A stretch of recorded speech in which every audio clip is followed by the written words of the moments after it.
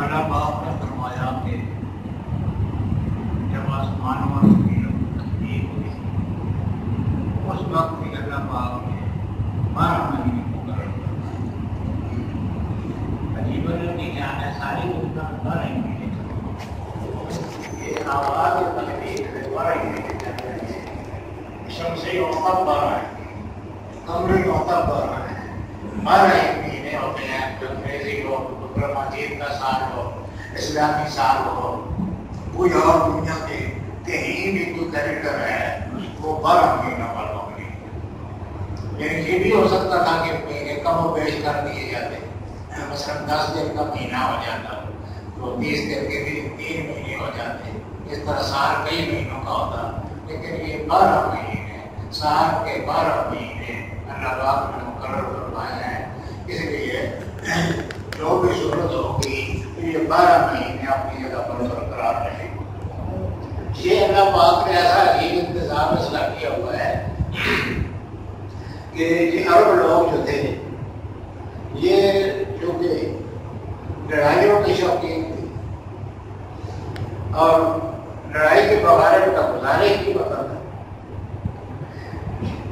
ہر موسم میں یہ لڑتے رہتے تھے کسی معقولی بات پر لڑائی شروع ہو جاتی تھی اور سالوں تک چلتی رہتی تھی لڑائی کے سبب رسیا اور چسکا تھا ان لوگوں کو تو اس میں یہ ہوتا تھا کہ یہ پرانے زمانے سے عرب میں 12 مہینوں میں 4 مہینے حرمت کے 4 مہینے حرمت کے کا مطلب یہ ہے کہ اس میں لڑائی نہیں کرنی ہے یہ سارے عربوں کے درمیان خاموش ہوا جاتا کہ 4 مہینوں میں لڑائی نہیں کرنی ہے 4 مہینے مکمل امن و امان کے اس میں جھگڑا نہیں ہوتا تھا لڑائی نہیں ہوتی تھی فساد نہیں ہوتا تھا وہاں جنگیں نہیں ہوتی تھی تو امن و امان کے ساتھ لوگ صبر کرتے تھے یہ 4 مہینے جو ہی گزرتے تھے بس وہ پھر آزاد ہو جاتے تھے لوٹ مار قتل و آبشری اور کوئی باقی سال جو ہے وہ 8 مہینے کوئی چلتا رہتا تھا وہ 4 مہینے جو پہلے سے محترم چلے آتے ہیں اور عرب اپنے انتہائی لڑائی کے شوق کے دور میں بھی ان کو قائم رکھتے تھے وہ 4 مہینے یہ ہیں ایک تو یہ ذوالقعدہ ذوالحجہ اور محرم یہ ساتھ متصل ہیں اور چوتھا رجب جو ہے وہ بھی محرم مہینوں میں ہے یہ 4 مہینے جو ہیں یہ محرم ہے یہ محرم اللہ پاک نے قرار دیے اور یعنی ان کو قائم رکھا جو انہوں نے 4 کو محرم کیا تھا مقرر انہوں نے حج کے حوالے سے کیا تھا کیونکہ حج جو ہے اس حج کے لیے لوگ دور دراز سے آتے تھے طویل سفر طے کر کے آتے تھے اس لیے 1 مہینہ انہوں نے آنے کے لیے رکھا یعنی ذوالقعدہ پہ لوگ سفر کر کے آتے تھے کچھ پہلے آتے تھے کچھ پیچھے آتے تھے 12 ذوالقعدہ میں وہ مکہ پہنچ جاتے تھے ذوالحجہ جو ہے یہ مکہ میں قیام کا مہینہ تھا آج ہی بیشتر قیام کرتے تھے کچھ جاتے تھے لیکن یہ اصل قیام کا مہینہ ہے اور محرم جو ہے یہ واپسی کا مہینہ تھا لوگ واپس اپنے گھروں کو جاتے تھے تو یہ انتظام وضع کرنے کا مقصد یہ تھا کہ حج کے لیے آنے والے بغیر کسی پریشانی کے بغیر کسی خطرے کے بغیر کسی خوف کے امن کے ساتھ سفر کر سکے اور پرانا عربوں کا رواج تھا کہ وہ عمرہ رجب میں کیا کرتے تھے پہلی سے یہ بات بن رجب تو اس کے لیے انہوں نے 1 مہینہ رکھا ہوا تھا کیونکہ حج کے لیے تو لوگ دور دراز سے آتے تھے اور عمرے کے لیے اتنے دور دراز سے نہیں آتے تھے، اس لیے انہوں نے رجب کا مہینہ رکھا ہوا تھا کہ رجب میں 10 دن آنے تھے، 10 دن وہاں قیام کرنے کے اور 10 دن واپسی کے لیے۔ یہ 4 مہینے جو ہیں، یہ 4 مہینے محرم مہینے ہیں۔ اللہ پاک نے فرمایا کہ اللہ پاک نے جس دن آسمان اور زمین کی تخلیق کی تھی اسی وقت 12 مہینے مقرر فرمائے تھے، اربعۃ حرم، ان میں 4 مہینے جو ہیں یہ حرم کے محرم مہینے ہیں، احترام کے مہینے ہیں، اس میں لڑائی جھگڑا قتال یہ ساری چیزیں ممنوع ہیں۔ تو یہ جو کہ قوم جو ہے وہ لڑائی کی رسیہ تھی، انہوں نے اپنی لڑائی کا شوق پورا کرنے کے لیے اور ان مہینوں کی حرمت کو قائم رکھنے کے لیے ایک عجیب ہیلا نکالا۔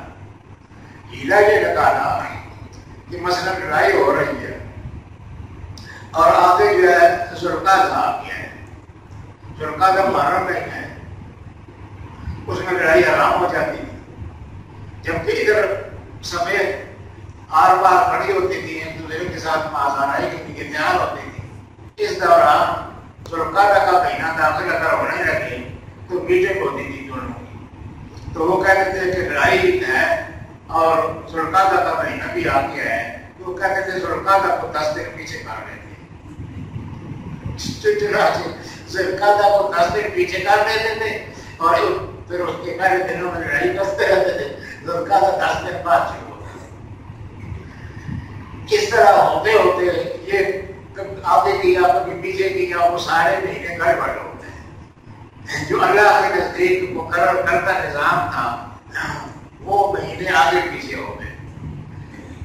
اللہ کے عجیب شان میں تھی، اور اللہ کی حکمتیں دیکھیں کہ حضور صلی اللہ علیہ وسلم نے جس سال حجۃ الوداع فرمایا اس سال یہ فرمایا کہ ان الزمان استدار علی حیاتی یوم خلق اللہ السماوات والارض۔ یہ مہینے ادھر ادھر ہوتے ہوئے ایک مہینہ دوسرے میں گھستے، دوسرا دوسرے میں گھستے، ادھر ہوتے ہوتے یہ سارے سے یہ کام چل رہا ہے۔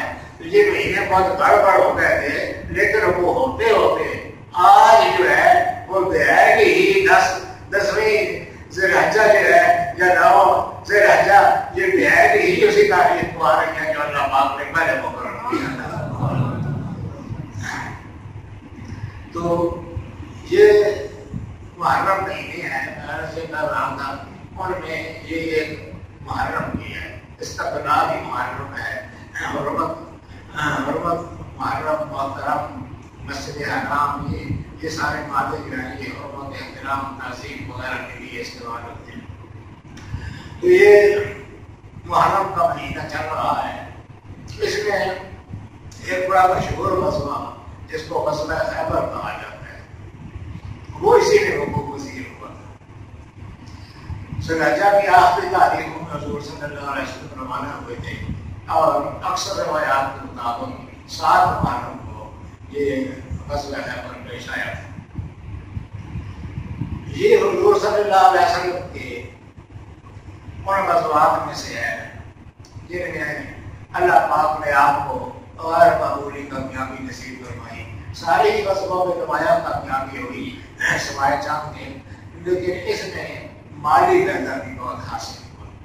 غزوہ خیبر میں خیبر یہودیوں کا گڑھ اور یہاں سے جو یہودی مکے سے نکال دیے گئے بنو قریظہ، بنی نذیر وغیرہ، یہ بھی انہوں نے خود لے جا کر ڈیرے ڈال دی۔ زمینیں بڑی زرخیز تھی، بے انتہا غلہ پیدا ہوتا تھا، بے انتہا کھجوریں پیدا ہوتی تھی، ہر قسم کی غلے کی فراوانی تھی، مال و دولت بے حد و حساب تھا خیبر والوں کے پاس، الٹے سونے چاندی سے بنے ہوئے تھے اور وہ بہت متمول لوگ تھے۔ جب حضور صلی اللہ علیہ وسلم غزوہ احزاب سے معلوم، غزوہ احزاب میں انہی خیبر کے یہودیوں نے مکے کے کافروں کو چڑھا لائے تھے اور انہی کے کافروں سے وہ قصہ ہوا تھا، تو حضور نے سوچا کہ ان کو اب راہ راست پر لانا چاہیے، باقی سارا مکہ تو متی ہو گیا ہے، سارا عرب متی ہو گیا ہے، باقی سارے علاقے متی ہو گئے ہیں، یہ ایک رہ گئے ہیں، ان کو سیدھا کرنا چاہیے۔ چنانچہ حضور صلی اللہ علیہ وسلم ان کے ساتھ غزوہ کے لیے روانہ ہو گئے۔ حضور صلی اللہ علیہ وسلم کی روانگی اور سفر یہ جس طرح آپ کی ساری چیزیں اللہ کی رضا کے لیے ہوتی ہیں، اللہ کی خوشنودی کے لیے ہوتی ہیں، یہ بھی اسی طرح سے تھا۔ حضور صلی اللہ علیہ وسلم نے ارادہ کیا جانے کا، کچھ عورتیں بھی تیار ہو گئی، عورتوں نے نشاد جانے کا ارادہ کیا۔ حضور صلی اللہ علیہ وسلم نے ان کو بلایا، کہا اسی کے ساتھ اسی کی کب کرسو دے، لڑائی تو بعد لڑتے ہیں تو تمہارا کیا کام ہے وہاں پر؟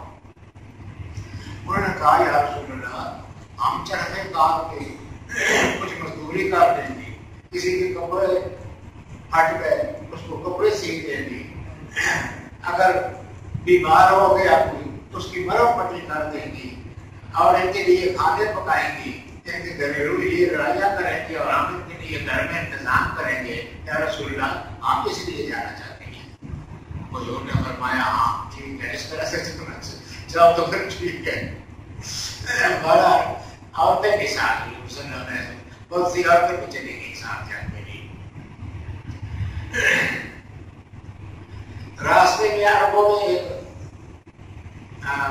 چیز ہے خدا خوانی، جس کو بہت سے لوگ خودی خوانی پڑھتے ہیں، یہ لوگ خدا خوانی ہے۔ خودی جس کو لوگ کہتے ہیں اصل لفظ خدا ہے، یہ حلوے والی ہے دال، اور اس کے بعد یہ ہے جس پر بڑی زبر ہوتی ہے خدا، اس کو لوگ خودی پڑھتے رہتے ہیں۔ خدا جو ہے یہ رجزیہ اشعار پڑھ لیں، اور اشعار اس طریقے سے پڑھ لیں کہ اونٹوں کی رفتار تیز ہو جائے۔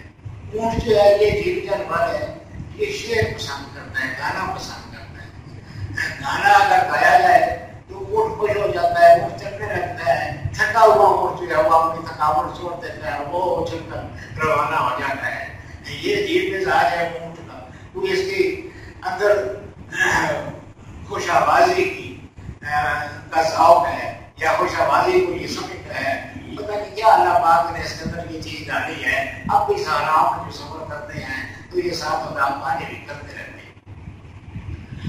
حضور صلی اللہ علیہ وسلم جو روانہ ہوئے تو ایک صحابی، ان کی آواز بہت ایسی آخر والی کا نام، وہ خدا پانی بہت خوبصورت کرتے تھے، اور اونٹ مست ہو جاتے تھے، اور چلتے ہی رہتے تھے، دوڑتے رہتے تھے۔ تو راستے میں صحابہ کرام نے ان کو کہا کہ اگر تو کوئی اپنے اشعار بھی سناتا ہے، کوئی اپنا جس طرح پڑھا کرتا ہے، کہنے لگے سناتا ہوں۔ اب وہ کچھ اشعار حضرت عبداللہ ابن رواحہ کے مسلمان شاعروں کے اشعار جو انہوں نے مختلف موقع پر کہے ہیں، وہ خود شاعر تو نہیں تھے، وہ تو پڑھتے تھے، پڑھنے والے تھے، لیکن آواز میں بڑا سوز تھا۔ وہ ایسا سوز تھا کہ انسانوں کو بھی پسند آتا تھا اور اونٹوں کو بھی پسند آتا تھا۔ انہوں نے پڑھنا شروع کیا، واللہ الہ الا اللہ محمد ہے، اللہ کی قسم اگر اللہ نہ ہوتے تو ہمیں ہدایت پر کبھی نہ ہوتی، ولا صدقنا ولا صلینا، نہ ہم صدقے دیتے نہ ہم نمازیں پڑھتے۔ فانزل سکینۃ علینا، جو ہماری حالت میرے راستے میں نکلی ہے، ہم پر اپنی طرف سے سکینہ، طمانینہ، اطمینان نازل فرمانے، وثبت الاقدام عند اعمالنا، اور اگر ملاقات ہو دشمنوں کے ساتھ جب تو ہمیں ثابت قدم رکھو۔ اور یہ لوگ جو ہیں ان الذین بغوا علینا، یہ لوگ جو ہم پر چڑھ بغاوت کرتے ہیں، حق کے خلاف اٹھتے ہیں، اذا ارادوا فتنۃ ابینا، یہ جب بھی کسی آزمائش برائی کا ارادہ کرتے ہیں اور ہم پر حملہ آور ہوتے ہیں اور ہم پر اپنی دوست جمانا چاہتے ہیں تو ابینا، ہم انکار کرتے ہیں، ہم سر جھکانے سے انکار کرتے ہیں۔ وَنَحْنُ عَلَى فَضْلِكَ مَسْتَغْنَيْنَا، اور باری تعالیٰ ہم تیرے فضل سے کبھی بھی بے نیاز نہیں ہو سکتے ہیں، ہر وقت تیرے فضل کے محتاج ہیں۔ تو یہ ایک عجیب سا معامل کیا جب یہ ابیرا کہتے تھے جب یہ کوئی آزمائش ہم پر ڈالتے ہیں اور ہمیں تکلیف میں مبتلا کرنا چاہتے ہیں اور ہمارا رسائل چکانا چاہتے ہیں ابیرا ہم انکار کرتے ہیں. یہ ابیرا کہتے تھے رسائل صاحب ابیرا ابیرا ابیرا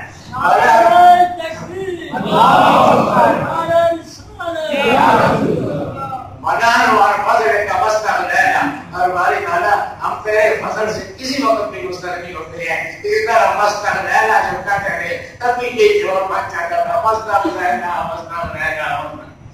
تو ایک عجیب سا پتا ہوا تھا.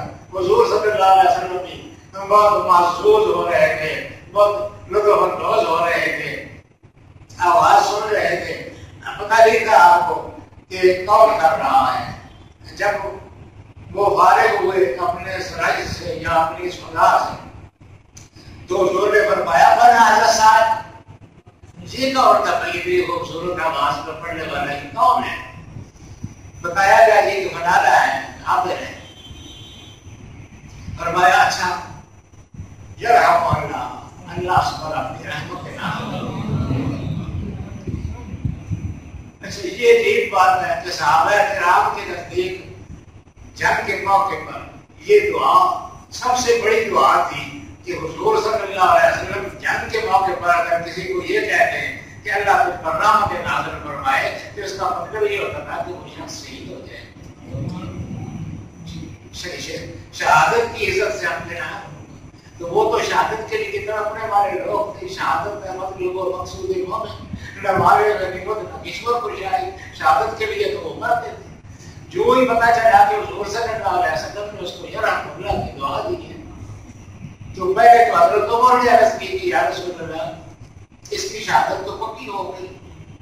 صحابہ کرام ان کو مبارکت دینے کے لیے آنے لگے کہ مبارک کو حضور صلی اللہ علیہ وسلم نے آپ کے لیے دعائیں رحمت کر دی ہے مطلب اللہ آپ کو شہادت نصیب ہونے والی ہے. بڑا درجہ ہے, بڑا احساس ہے. حضرت عمر نے کہا کہ یا رسول اللہ اگر کچھ عرصہ یہ ہمارے ساتھ رہتے تو ہم ان کے خدا سے زیادہ لطف اندوز ہوتے رہتے ہیں, مگر آپ نے دعا فرما دی ہے بس آپ خاموش رہے. دعا جو تھی وہ جس طرح صحابہ کرام کا تجربہ تھا کہ اس دعا کا مطلب یہی ہوتا ہے کہ شہادت ہو جو نہ کہ اس مسئلے میں یہ حضرت آپ کی ہے وہ شہادت سے ہم کہنا.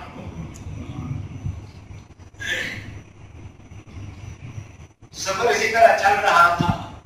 سفر کے کئی واقعات ہیں, لمبی قصے ہیں.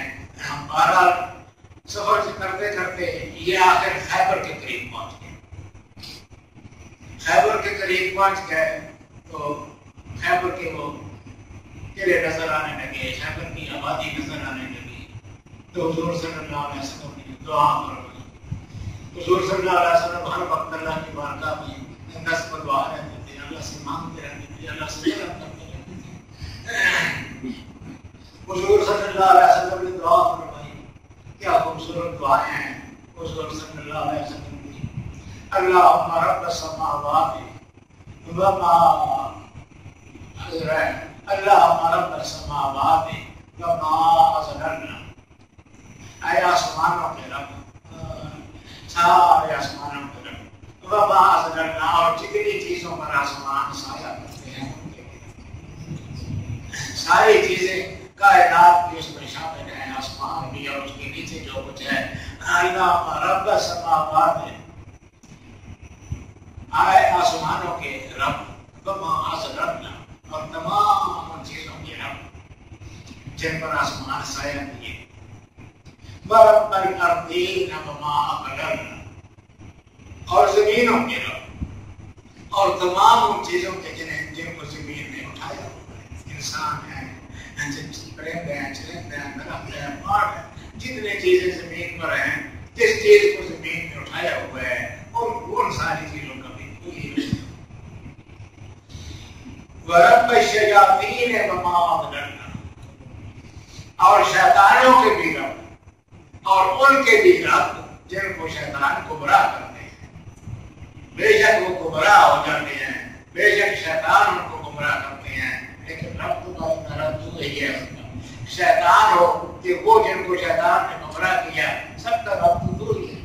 رب شیاطین کے رب وما اضللنا، اور تمام ان چیزوں کے رب جن کو شیطان گمراہ کرتے ہیں، ورب الریاح وما اضللنا، اور ہواؤں کے رب، اور جن چیزوں کو ہوائیں اٹھاتی ہیں، یہ بادل اور یہ بارشیں اور یہ سارا چیز جو ہواؤں کے ساتھ نظام متعلق ہے، ان ساری چیزوں کا بھی کوئی رب ہے۔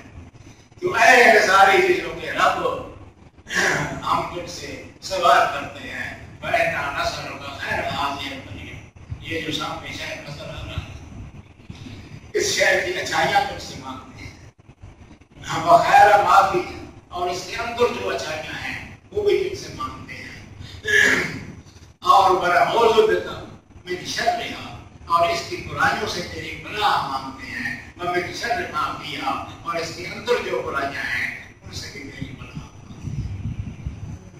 کیا اللہ کے ساتھ تعلق ہے اور کیا اللہ کے ساتھ غیر معمولی ارتباط ہے کہ ہر موقع پر اللہ کی طرف متوجہ ہوتے ہیں اور عجیب عجیب الفاظ سے غزوہ بدر میں اور دعائیں فرمائی، غزوہ احد میں اور دعائیں فرمائی، دعاؤں کے بادشاہ ہیں حضور صلی اللہ علیہ وسلم، اتنی خوبصورت دعائیں، اور اللہ کی اتنی عجیب حمد و ثنا کہ آدمی حیران رہ جاتا ہے۔ اتنی زیادہ ثنائیں کرنے کے بعد بھی ان کے ساتھ یہ عالم ہے کہ فرماتے ہیں کہ باری تعالیٰ تیری جیسی ثنا کہاں ہے، وہ میں نہیں ادا کر سکتا، لا احصی ثناء علیک، میں تیری ثنا نہیں کر سکتا ہوں، میں تیری حمد نہیں کر سکتا، انت کما اثنیت علی نفسک، کیونکہ تیری شان کوئی جانتا نہیں ہے تیرے سوا، اور تو جو اپنی تعریف خود کرے کوئی تیرے شایان شان ہے، دوسرا کیسے تیری تعریف کر سکتا۔ بہرحال اس طرح اللہ کی تعریفیں کرتے ہوئے وہاں جا ڈیرا لگایا، وہاں جہاں ڈیرا لگایا وہاں حضور صلی اللہ علیہ وسلم کی تبلیغ اور ارشاد کا سلسلہ جاری رہتا، لوگوں کو ہدایت فرماتے رہتے، صحابہ کو ان کو درس دیتے رہتے تھے، قرآن کا حدیث کا چند کے حوالے سے بہت مؤثر بیان تھا حضور صلی اللہ علیہ وسلم۔ ایک دفعہ حضور صلی اللہ علیہ وسلم اسی طرح اپنے مخصوص انداز میں درس دے رہے تھے، اور حضور صلی اللہ علیہ وسلم کے درس کا کمال یہ ہے کہ اس کو بالکل انپڑھ آدمی بھی سمجھتا تھا، اس کے دل کی گہرائیوں میں اتر جاتا تھا، اور بہت زیادہ تعلیم یافتہ آدمی بھی اسی طرح لطف اندوز ہوتا تھا اور اس کی دل کی گہرائیوں میں اترتا رہتا تھا۔ حضور صلی اللہ علیہ وسلم صحابہ کرام کے ساتھ کچھ بیان فرما رہے ہیں، ادھر سے ایک چرواہا آیا، خیبر سے ایک چرواہا آیا، بڑا ریوڑ تھا اس کے پاس بیٹھے، وہ حضور صلی اللہ علیہ وسلم کے پاس سے گزرا، جا رہا تھا بکریاں چرانے کے لیے، بھیڑیں چرانے کے لیے۔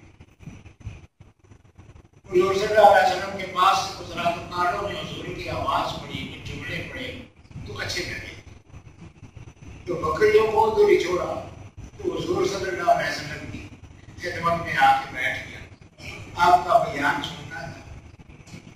حضور صلی اللہ علیہ وسلم کے بیان میں اس کے دل پر بہت اثر اور وہ بےتاب ہو گیا اسلام لانے کے لیے۔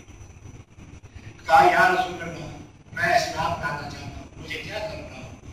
فرمایا کچھ نہیں کرنا ہے، بس کلمہ پڑھنا ہے، اشہد ان لا الہ الا اللہ و اشہد ان محمد رسول اللہ، اللہ کی وحدانیت کا اقرار، محمد کی رسالت کا اقرار صلی اللہ علیہ وسلم، یہ کر دو بس مومن ہو۔ اس نے کلمہ پڑھا، مسلمان ہو گیا۔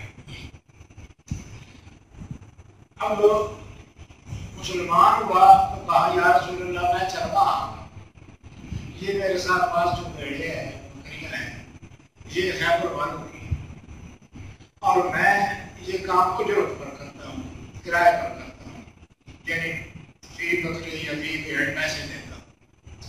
تو مختلف لوگوں کی بھیڑیں ہیں، مختلف لوگوں کی بکریاں ہیں، وہ جتنی بکریاں ہیں وہ ساری میں لے آتا ہوں، جتنی بھیڑیں ہیں لے آتا ہوں، اور پھر مہینے بعد یا جو بھی ان کے ساتھ طے ہوتا ہے اس کے مطابق فی بکری یا فی بھیڑ اجرت لیتا ہوں، میرا یہی کاروبار ہے یا رسول اللہ۔ تو یہ بھیڑیں خیبر والوں کی ہیں، میری نہیں ہیں، میں تو ان کا چلوا۔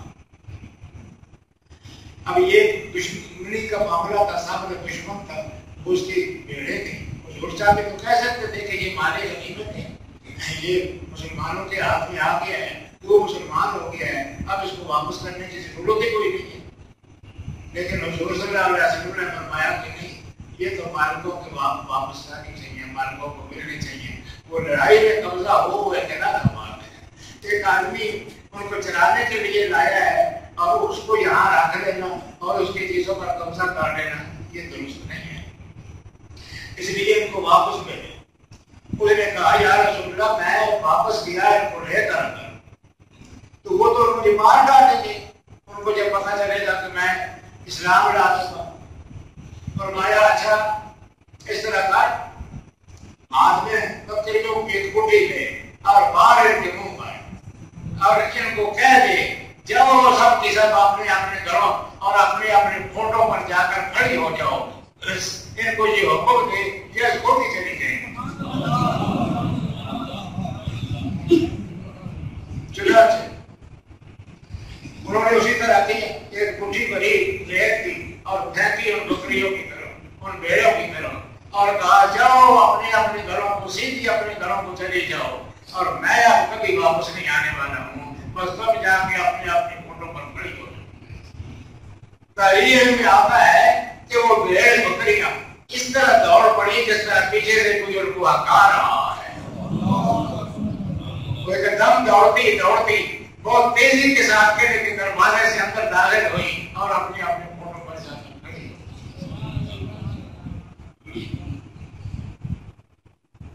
یہ جو شخص ہے کا نام اسود تھا، اسود رائے، رائے کو چروائے تو کہتے ہیں، نام اسود تھا۔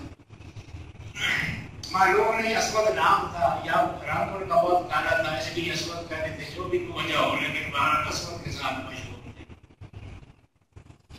یہ جب ایمان لے آئے اور بھیڑے واپس بھیج دی تو اسی دوران میں لڑائی کا آغاز ہو۔ انہوں نے کہا یا رسول اللہ اجازت ہے میں بھی شامل ہوں، اور ہاں یہاں پر ابھی تھوڑی دیر پہلے کلمہ ہی پڑھا تھا، کوئی نماز نہیں، کوئی روزہ نہیں ہوتا تھا، کوئی اور اسلام کی کسی رکن پر عمل نہیں کی، شامل ہو گئے حضور کی اجازت سے جہاد میں۔ ظاہر ہے یہ مجاہد آدمی تو سنجی کی سخت لڑائی کرتے ہیں تو کوئی بنیادی طور پر چڑھوائے گے، بس اپنے ذوق شوق کے ساتھ شامل ہو گئے، تھوڑی دیر بعد شہید ہو گئے، تیر آ کر لگے ان کو، شہادت سے ہم گرا۔ بعد میں جب لاشیں جمع کی جا رہی تو اسود رائے کی لاش بھی صحابہ کرام نے لا کر ایک جگہ رکھی، مقصد دفن کرنا تھا ان ساری لاشوں کا، اس لیے لاشیں جمع کی جا رہی۔ ان کی میت، ان کا بدن، شہید کا بدن لا کر ایک جگہ رکھا۔ حضور صلی اللہ علیہ وسلم نے ان کی طرف ایسے دیکھا اور پھر ایک دم نظریں دوسری طرف۔ اب اس طرح اگر حضور صلی اللہ علیہ وسلم کریں تو عام طور پر ہوتا یہ تھا کہ حضور کو کوئی بات ناگوار گزری، اس لیے منہ پھیر لیا۔ صحابہ کرام کے دل دیر تھے، پتہ نہیں کیا ہو گئی، اس سے کیا غلطی ہوئی ہے یا کیا قسم۔ حضور صلی اللہ علیہ وسلم نے اس پر نظر ڈالتے ہی اپنی نظریں پیچھے سب کے دل میں کھٹک تھی کہ کیا بات کی ہے، کیوں حضور صلی اللہ علیہ وسلم نے ایسے ناگواری کا اظہار کیا، نظریں پھیر لی۔ پھر ایک صحابی نے ضرورت کی بیتاب کو فیصلہ ہے یہ معلوم کرنے کے لیے کہ آخر کیا وجہ ہے۔ اصل میں بیتابی کی وجہ یہ تھی کہ ہمیں بھی پتہ چلے کہ رسول اللہ کس بات سے ناراض ہوتے ہیں تاکہ ہم اس سے بچنے کی کوشش کریں۔ ان کو یہ بہت فکر رہتی تھی، ہمیں تو یہ فکر کوئی نہیں ہے، رسول اللہ راضی ہوتے ہیں تو ہم راضی نہیں ہوتے ہیں، ہم نے مرضی اپنی کر دی۔ ان کو یہ بہت فکر رہتی تھی، اس لیے ایک صحابی نے عرض کی یا رسول اللہ، آپ نے اچانک اس اسود رائے سے نظریں پھیر لی، کیا سے کو غلطی ہوئی؟ حضور صلی اللہ علیہ وسلم نے مسکرائے، فرمایا نہیں غلطی نہیں ہوئی ہے، میں نے منہ اس لیے نہیں پھیرا تھا تو اسے جو غلطی سمجھا ہوئی ہے۔ اصل بات یہ ہے کہ وہ شہید ہوا تھا تم نے جب اس کی لاش یہاں آ کر رکھی، میں نے اس پر نظر دوڑائی تو میں نے دیکھا کہ جنت کی 2 حوریں جو اس کی بیویاں بننے والی ہیں وہ آئی ہوئی ہیں، اور ایک اس کے دائیں کھڑی ہے اور ایک اس کے بائیں کھڑی ہے اور اس کو لے جانے کی تیاری کر رہی ہے۔ تو میں نے نظریں پھیر لی کہ خاوند بیوی کے معاملات میں نہیں دیکھنا چاہیے۔ نعرہ تکبیر، نعرہ رسالت، نعرہ شہیدان اسلام، کیا ٹھیک شہادت ہے نا، کوئی نماز پڑھانا بھی روزہ رکھنا، بس ایمان لائے شہادت سے اطمینان ہوئے اور ساری عمر کفر کرتے رہے، بس چند کا بیٹا ایمان لائے تھے، اور پھر سب سے بڑا درجہ جو ہے وہ شہادت، وہ باقی سیدھے جنت الفردوس میں گئے۔ جنت الفردوس میں تو سارے جاتے ہیں، مگر اس شان سے گئے کہ ان کی بیویاں وہاں سے ان کو لینے کے لیے زمین پر رکھ۔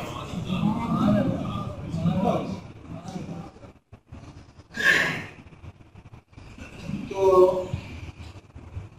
اس لحاظ سے یہ غزوہ اپنے اندر بہت سی داستانیں سمائے ہوئے ہیں، محبت کی، اخلاص کی، شجاعت کی، اور یہ وہ غزوہ اب اتنا وقت تو نہیں ہے کہ تفصیل سے بیان کیا جائے، لیکن اچھا ایک اور واقعہ بیان کر دیتے ہیں کہ جس میں واقعہ وہ حضرت علی کا نبی ہے، مجھے لوگ کا جو بیان کر دیں گے بزرگوں ہے۔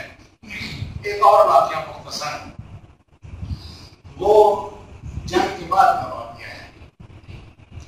وہ اس طرح سے ہوا کہ جب لڑائی میں فتح ہو گئی مسلمانوں کو،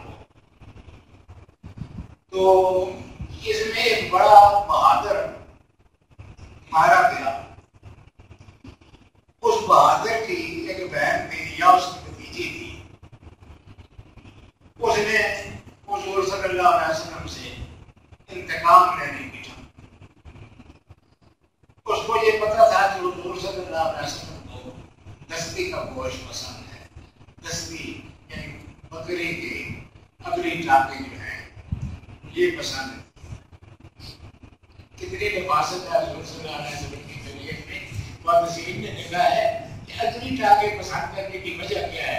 انہوں نے کہا ہے کہ وہ پچھلی ٹانگیں جو ہے وہ گندگی کے قریب ہوتی ہے، پیشاب کا خانہ جہاں سے نکلتا ہے وہ پچھلی ٹانگیں اس کے قریب ہوتی ہیں، اگلی ٹانگیں اس سے دور ہوتی ہیں، اس لیے حضور صلی اللہ علیہ وسلم کو وہ زیادہ پسند ہے۔ اور اتنی پسند تھی کہ اس کے لیے وہ خاص حضور صلی اللہ علیہ وسلم فرمائش کیا کرتے تھے۔ ایک دفعہ ایک بکری سے بنی کہ کسی اور قصبے ایک بکری سے بتا کے اس کو بھولا کہ آپ ایک صحابی نے ایک دستی لا کر پیش کی، حضور صلی اللہ علیہ وسلم کو وہ پسند ہے، آپ نے وہ دستی کھا لی، پوری کھا لی، فرمایا اور نہیں ہے۔ وہ صحابی گئے ایک اور دستی لے آئے، حضور صلی اللہ علیہ وسلم نے وہ بھی کھائی۔ حضور صلی اللہ علیہ وسلم کا کئی دن کھانا، کئی دن بعد کھانا نصیب ہوتا تھا، اس لیے وہ بھی بڑے بکری بہت اچھی تھی یا لذیذ تھی یا کیا وجہ تھی، باہر حضور صلی اللہ علیہ وسلم نے دوسری دستی بھی کھا لی۔ فرمایا اور نہیں ہے۔ اسی صحابی نے کہا وَحَلِّ شَاةٍ إِلَّا زَرَعًا یا رسول اللہ، یا رسول اللہ ایک بکری کی تو دو ہی دستیاں ہوتی ہیں، کوئی پیش کر دیا جاتا۔ فرمایا اچھا چلو چھوڑو، بس وہ جو کیفیت تاری کی وہ ہٹ گئی، تو آپ چلو چھوڑو۔ ویسے میں تمہیں بتاؤں کہ میں نے جب کہا تھا نا کہ اور بھی کوئی ہے تو تم یہ بات آگے سے نہ کہتے اور جاتے دستی لینے کے لیے، تو میں جتنی بار کہتا رہتا اور نہیں ہے اور تم لاتے رہتے، دستیاں تمہیں وہاں ملتی رہتی۔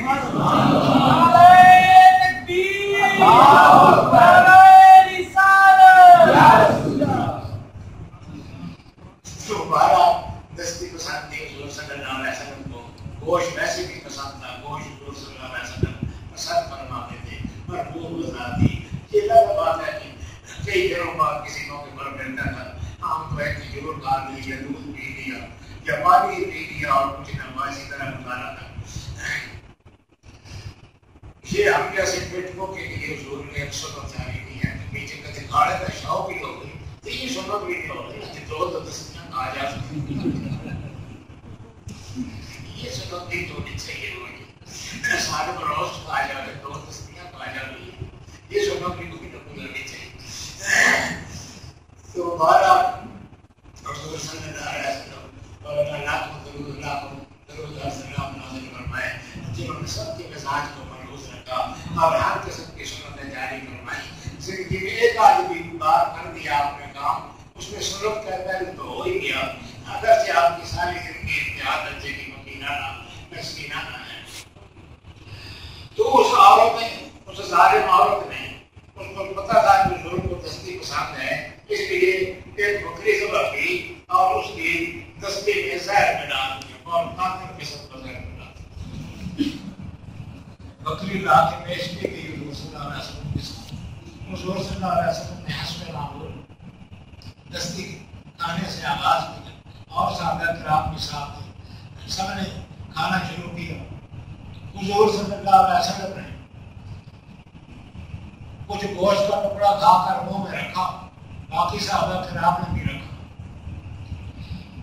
جو ہی منہ میں ڈالا ایک دم نکال کر پھینک دیا تھوک دیا. صحابہ کرام کو بھی منع کیا اور کہا کہ مت کھاؤ ان آپس کو مت ہو یہ تو زہریلی ہے. صحابہ کرام روک گئے.